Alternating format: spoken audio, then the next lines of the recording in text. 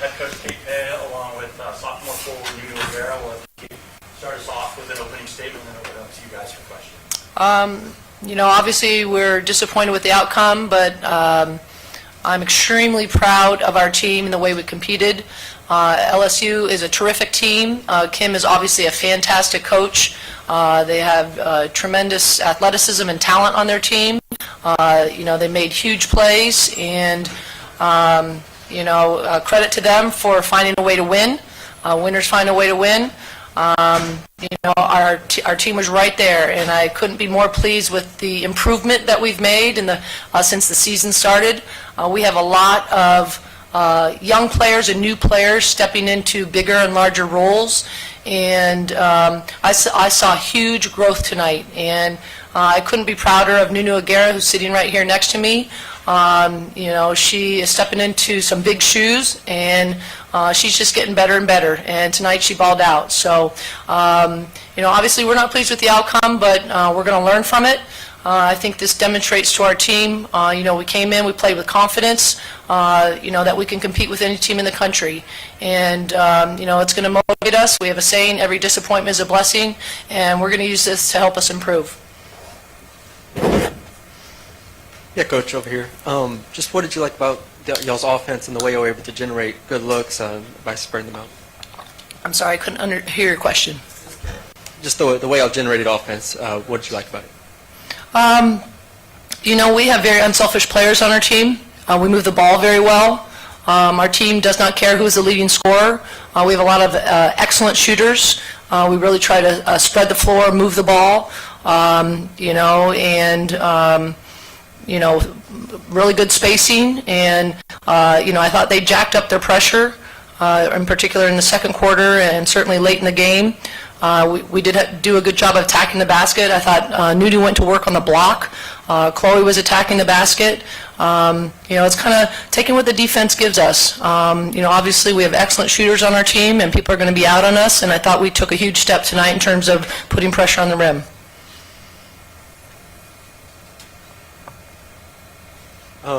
And Nuna, for you, just what did you like in terms of the matchups you were able to get and the spacing and just how you were able to attack?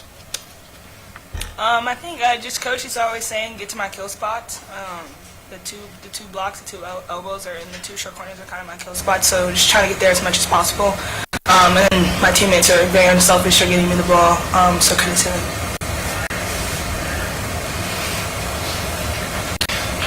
Kate, for you, it looked like, here in the middle, sorry, defensively, when you guys came out, it looked like you wanted to take Anissa Morrow kind of out of the game a little bit, kind of stack the defense in a little bit on the paint. So just talk about, I guess, why that maybe was the initial game plan for you guys and how you felt like that could put you guys on the path to maybe winning this game tonight.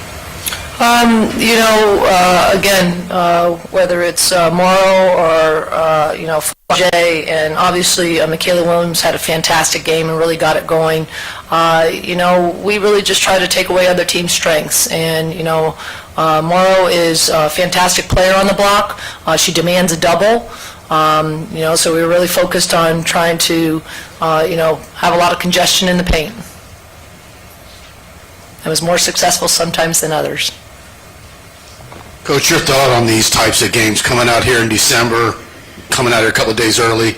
Do you like it? Was it motivating for your team? How much were y'all looking forward to it? This was a huge opportunity for our team. We're very, very grateful for the opportunity. We're very excited to be in the ACC. The SEC-ACC Challenge is very exciting. It was great to watch games last night and check in on some today. Normally during this time of year, this is kind of quote, read week at Stanford. We have finals next week. In the past, we've never played games this week, and quite frankly, as a coach, sometimes 2 weeks without a game is not the most pleasant experience. So I think having a game this week really helped us, and coming down here and playing against this quality of opponent in this type of environment, this helps us. This helps us. We do not like the outcome at all, and we're going to learn from it. We're going to watch the tape individually, collectively. We always start with ourselves as coaches, what we can be doing better, but there's no doubt this experience will help us, prepare us. We have other tough preseason games coming up, and then obviously, ACC play coming. Anything else? Yeah, Kayla, I did want to ask you about Michaela. I know she was able to kind of score throughout the night, but for a sophomore to step in, there in the last 5 minutes of the fourth quarter and hit those big shots to even tie this game up to get it to a position where LSU could win. I know you're an opposing coach, but what did you notice about her game as the game was getting kind of in crunch time there? Well, we certainly, we're aware of the talented player that she is. She's a 3-level scorer. She can get to the basket. She's a really nice pull-up and a nice 3. I think we kind of, sometimes you have to pick your poison a little bit and, maybe trying to, clog things on the inside. I think we let her get into a rhythm a little bit too much, and her jumper just started looking real pure. So, she's a very nice player and, certainly had a big night, hit some huge shots. Thank you, everyone. Thanks, y'all. Thank you.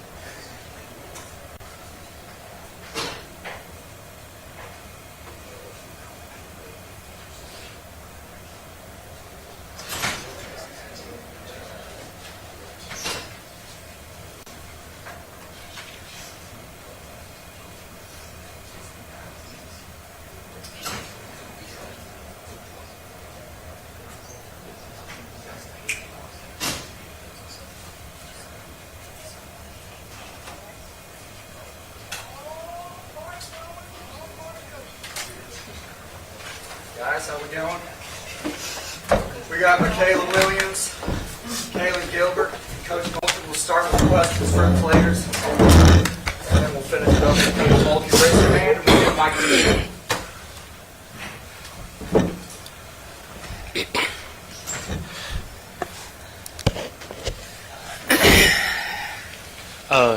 Kaylin, for you, just how much did it help that y'all had played Washington zone and just knowing how to attack it, especially you being able to get inside? Zone is something we work all the time in practice. I feel like a lot of people are going to zone us this year, so yeah, just continuing to work on it, and yeah. For both you guys, you went down 5 with 23 seconds left in the fourth. What were you thinking at that point? As long as there's time on the clock, we still have a chance to win. That was the only thing on my mind. And then just staying disciplined when we were playing and making shots, and a little bit of God is what happened. So, yeah, we've been down before, in Bahamas. So, just knowing that, hey, we put in the work. So this is just keep going with it. Kaylin, what did you see today, and how are you feeling out there? Feeling very confident. Coach Mulkey starting to believe in me more, so yeah.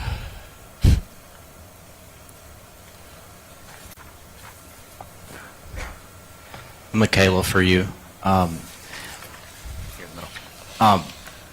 Just talk about just stepping up for this team. You guys didn't have the lead at all in this game until overtime. But you kind of, I think you scored 9 points in the last 5 minutes and 20-something seconds ago in regulation. Just talk about maybe why you felt the need to kind of step up and maybe be that A1 player for the team in that moment, and when did you feel like you could be the player that maybe sends this game to OT and potentially for you guys to win? Right. I mean, with the guards that we have and the team that we have, on any given night, it could be anybody's night. And it just so happened to be my night tonight. And I knew my shot was falling. And at the last play, I realized that they were sagging off and playing on. So I just decided to make a play, and the rest was history. From you guys' perspective, what was Stanford doing in the first half to make life tough on y'all offensively, and how did you figure things out late? It wasn't really much of the offensive end. I feel like on offense we just needed to hit shots, and late in the game we did finally hit those shots. But it was the defensive end. Those cuts, they're really disciplined, and you can tell they work on that, and that's like their offense and their system. So we finally adjusted to it late, and were able to come out on top. Yeah, Michaela, just you kind of mentioned it there, but how tough was it to guard their 5-out offense, cutting, shooting? Just what was the challenges? The biggest challenge was being disciplined for the full 30-second shot clock. We knew in practice that they were going to run the whole 30-second shot clock, and it was just sometimes one game where it was they had a lot of hot situations, less than 10 seconds on the shot clock, and we kind of broke down a little bit, and we eliminated that late in the game, and that's how we kind of came out on top today. Kaylin, you're not the biggest player on the court, obviously, but you seem pretty relentless when it comes to attacking the basket. Obviously, we saw that in the Washington game again tonight. What is your attitude, your mindset to going in there with the taller players and trying to score and get to the basket? I mean, I always say I don't feel like I'm short. I feel like I'm 6 foot walking around. So, yeah, I mean, I don't see nothing when those girls are in the paint. They're women just like me, so. Michaela, you're obviously focused on what's going on the floor. Did you notice that a lot of people left the game? I did, and I took names. I won't see them in church Sunday because I'll be gone, but I'll catch them next Sunday. I saw it. Sure did. We were down, I think, 7 with about a minute and something to go. Some of them turned back around.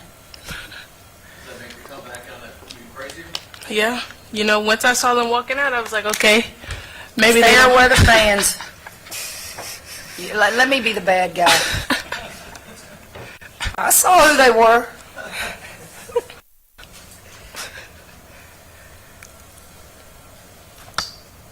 For both of you guys, just the huddle conversations in between quarters, during timeouts, maybe there in the second half, just what was Kim telling you guys? What was the assistants telling you guys? What were you telling each other to just stay in the game and not let it get away and again, just give yourself a chance? The huddles were very intense. Every single one of them was very, very intense. But I feel like we all had our focus and we were all locked in on what Coach Mulkey was saying, and just going into the game and executing what she was saying in the huddles. The thing about this game is we are intense in there. You don't take anything personal. These kids belong to me and I belong to them. We chose each other. And I'm not the only one that gets up in them and challenges them. And I could never imagine being a passive coach. I could never imagine playing for a passive coach. Because I tend to think kids are a reflection of the coaching staff. And we're not going to give up on them. And they played till the clock ran out. And that's basically how you won the game. Got time for a couple more here with these girls. Michaela, just since that Washington game, now 3 games where you've been really good, just what has the mindset been like, and just how have you bounced back? The Washington game is in the past. I can't do nothing about it in any further games going forward. So just leaving the Washington game in the past, and then even my teammates and my coaching staff instilling that confidence in me to continue to shoot and continue to give me the ball late in the game to make those big shots. So as long as I know they got me, I got them. Michaela, y'all headed to Bossier in the next couple days. What is that game gonna mean to you to get a chance to play up there? Ooh, I'm excited. I feel like probably at the end of the game it's going to get a little emotional because I just want to show the little girls from where I'm from that it's possible. It's possible to be on a big stage. It's possible to be good on a big stage, and you can do it all right at home. Thank you, girls. Good job, guys.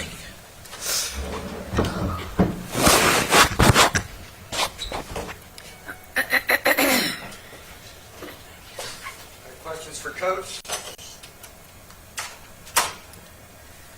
So, Coach, walk us through the decision to, that last play, put the ball in Michaela's hands, and how did you come up with that and execute it? Well, actually, let's back up on how we got into overtime with Flage's defensive ability right there. That was as good as you'll ever see. And what I drew up wasn't exactly for Michaela. It just didn't pan out. But it was to get it in Michaela's hands, but it was for KG coming off real quick, because I wasn't going for the 3 right there. I was going for the tie. And then Michaela, I said, if you fumble it or we can't get the handoff, Morrow, you go set a screen for Michaela to come off. She didn't have to even use the screen. And so that's what happened. Hey, Coach, what did you like about going small tonight? And I didn't like it, but it won for us, so I loved it. You know, I always learned this from the best that I played for.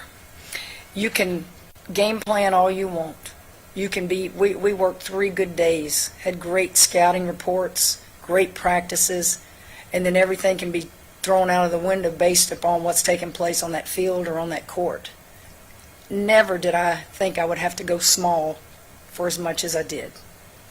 But you make decisions in the heat of the game, and sometimes they're the right ones and sometimes they're not. Tonight it was the right decision. And I just felt like we could guard all those cuts and three-point shooters, and not just that, how they just were taking us off the drive. I thought we could guard them better with smaller players, and it worked. Talk about Stanford. Are they better than their record? And Yes. for most of the first half, they were shooting almost 72% from three-point. I don't know how they're not ranked. But that's for you guys to decide. Don't y'all get to vote on that stuff? I don't know who votes on rankings. I think there's 2 or 3 polls. Stanford is Stanford. Tar's not there anymore, but that entire staff is Tar Vanderveer's legacy. You got a couple of them that played for her, several of them that have been on her staff for years and years. What you saw tonight was Stanford. It's the Stanford 10 years ago. It'll be the Stanford 10 years from now. And what they do is just outstanding. It's almost positionless basketball is what it is. Why was Kaylin so effective tonight?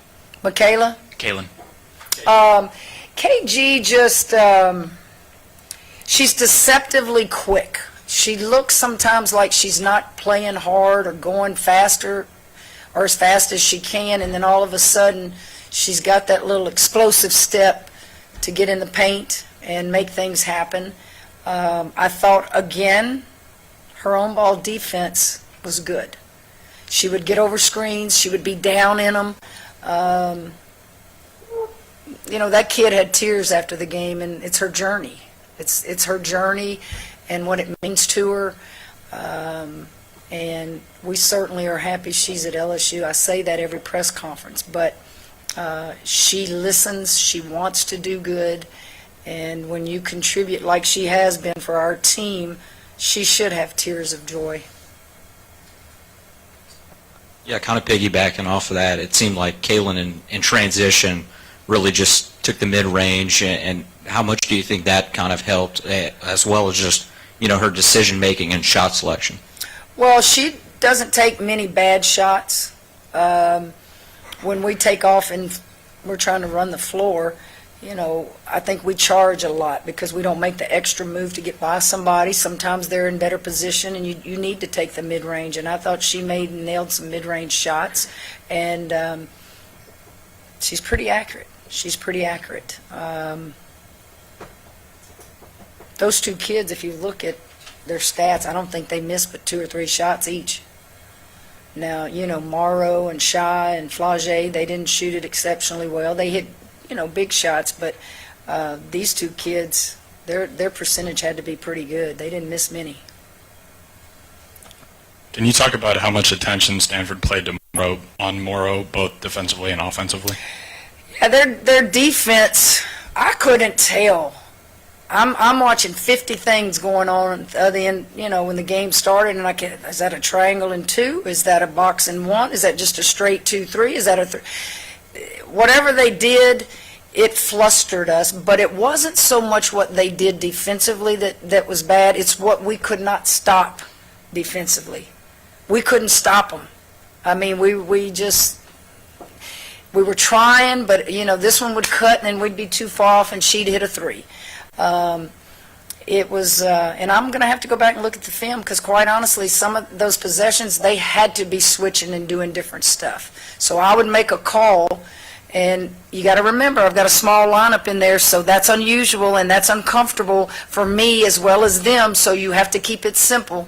And it wasn't any great X's and O's that I drew up because they were in this, and you can't do that when you got kids playing out of position like Michaela. So you just put them in position where they can get a good look, they can defend. The small lineup normally hurts you on the boards, right? And I just felt stay with it because we're not getting killed anymore on the boards either because they spread out with all of that. So help us rebound guards, and let's see if we can't chip away at this lead. Yeah, Coach, you guys forced 15 turnovers. You guys only had 4. Just how important were those 15 turnovers at the end of the day? Well, they were important. I used my last timeout pretty early. And I said, do I do it here? I've done it before where I've used it too early and regretted it. I used it early because we were absolutely exhausted. And I thought if we're going to have any chance of making a shot, we got to just take a breath right here. We just got to take a deep breath right here. So I used it. And I just said, right now, you play as hard defensively as you can without fouling. I didn't want to foul when Morrow, they call that foul on Morrow. We were only down 2 or 3 at that point in the timeout. I said, there's a 4-second difference between the shot clock and the game clock. Do not foul. And she fouled. Now, she tells me, Coach, I didn't mean to. I didn't think I fouled right there because I was going to get really upset with her that you're not listening in the timeout. But she did listen, and I'll have to go back and look at the film. So there were just a lot of questions and teaching moments that we're going to enjoy in the film room, particularly after a win like that versus a loss. So I thought that we guarded them better just with the smaller lineup. You got time for 2 more here. Kim, I know Michaela's accomplished a lot already in her short career here, but for you as her coach, what do you like about her in crunch time situations? What is it about the way she plays the game, and maybe it's her work ethic as well, but what is it about her that allows you to have that utmost confidence and trust in her in these types of situations? Michaela, she works on her off days. She's always in the gym. As she will tell you, all I know to do is work, Coach. That's how I was raised. The thing I work with the most with Michaela is she's hardest on herself. This game will humble you. This game will reward you. Move on to the next. She's a pleaser. She does not want to disappoint anybody, whether it's her parents, whether it's her coaches. And I tell her, you're not going to disappoint us. Your worst is still good for us. Your best is good enough for us. And I just think that some kids just have that personality that she thinks she ought to be doing this every game. And I have to remind her they've got other players that can play too. And just keep plugging away, keep working. And you also play with great players, and y'all complement each other. Do you like these ACC, SEC challenge games? And also, can you talk about where Samaya's game's at right now? Well, I don't want to judge our post on tonight's game, so let's just flush that because they didn't. Samaya had maybe 9 deflections when she was in there, and right now you don't remember that because you just think about the small lineup that I played, but she had some deflections there that were big for us. Samaya gave us all a scare the other night when she fell, but she's fine. Samaya is working extremely hard to get back to where she was when she went down in the Cayman, and she's not far away from that. Jersey has made great progress. Aaliyah is getting well and making progress. There was not a place in the game for post bigs tonight. There just wasn't. And what was the other part of your question? I don't know. Do I have to go on the road next year? We've had it 2 years in a row at home. I don't know. I don't think it automatically. Maybe I'll just go schedule an ACC team and say we're playing them here before they tell me where I have to go, right? That'd be smart scheduling, huh? I think it's good for basketball. I know the men are doing it, and I think it's interest before Christmas and before SEC and ACC schedules start after Christmas and after the bowl season for football. So I think it's interesting for the fans. Me, it's just another game. Let's go play. Huh? Yeah. We leave Saturday morning. We'll come in here and we'll watch film on Grambling. I have to give them tomorrow off. And we're looking forward to going to Bossier. I know Michaela, it will be emotional for her. She's left her mark on this state with high school basketball, won her state championship, and there'll be lots of probably women's basketball fans up there more than just LSU fans. I hope to see some of my Louisiana Tech people. I know I'll see Grambling people. People forget when you live down here, there is another part of the state. People tend to forget that, and there's great institutions in the other part of our state. And I'm just glad that we can take her back home, and then before Christmas we take Morrow back home to Chicago. And we're working really hard to try to get Flagey close to Savannah. It's not easy scheduling, but we sure try to do it. Okay?